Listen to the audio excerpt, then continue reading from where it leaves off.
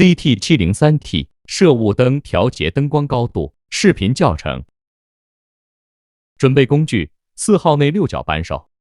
按视频方法将射灯调节螺栓拧松，手动调节合适灯光高度。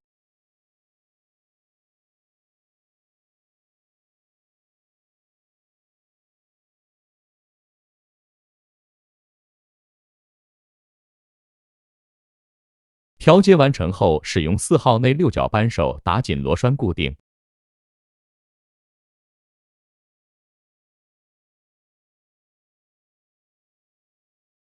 左右射灯调节灯光高度方法相同。